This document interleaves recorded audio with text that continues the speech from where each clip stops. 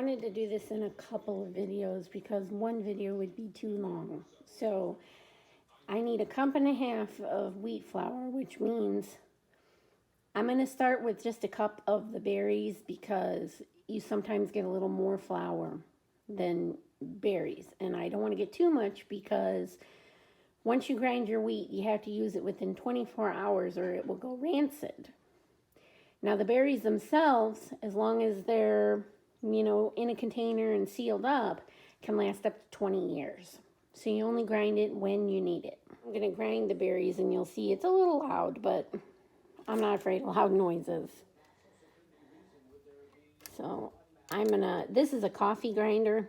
So even though it says 4, 8, 12, and 18, it stands for cups, which I think cups of coffee are only like 6 ounces. So I usually just put it on 8, grind, and then when it stops, I just redo it. 8 cups on the grinder, according to the grinder, does about 1/2 cup of the berries. And then this is what it looks like. Now, depending on what I'm making, this is pretty thin and it will work just fine. I haven't come across anything I felt like it wasn't thin enough, but if I did feel that way, I would just put them back in the grinder and it would only take a few seconds because it's a lot smaller.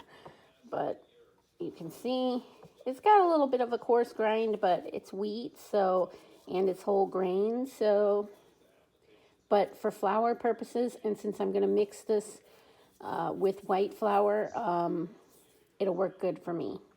The one thing you do have to know, better do it on another video. One thing you do have to know is when you grind wheat flour, when you first grind it, it's going to have a lot of air in it. And so if you're measuring it or weighing it, it's not going to be like completely accurate. You're supposed to let it sit for a little while, like 20 minutes.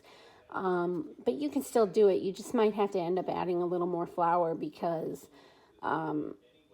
it has air mixed in it.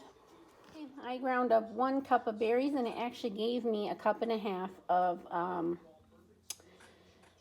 the wheat flour, but some of that is air, but I am going to mix it with white flour because I'm actually going to make cinnamon rolls today and I wanted to incorporate some of the good flour. And because I'm going to make cinnamon rolls, I think I'm going to run this through one more time and just get it pretty fine and go from there. And the second time I run it through, it just comes out just a little bit finer, not a whole lot, but enough to make a difference in a softer bread. And the weird thing is when you get this on your hands, because it has natural oils, it feels like baby powder. It kind of makes your hands soft. And now my dough is resting. This is my cinnamon roll dough. It's a little browner because of the wheat flour, but it's actually more brown because I always put a little cinnamon in the dough. I like my cinnamon rolls to actually taste like cinnamon, but it's very soft. It's currently resting, and it is, you probably can't tell in the video, it is slightly grainy from the wheat flour, but it's a cinnamon roll, so pretty sure it's going to taste good no matter what. I will do one final video when they're complete. Okay, they turned out really well. They weren't kidding about this wheat being super soft. I almost had trouble getting them out of the pan. They're very soft and delicious. And you can see that they have a little bit of whole grain on them from the wheat. So I'm just going to assume that means that these are good for me. Just kidding.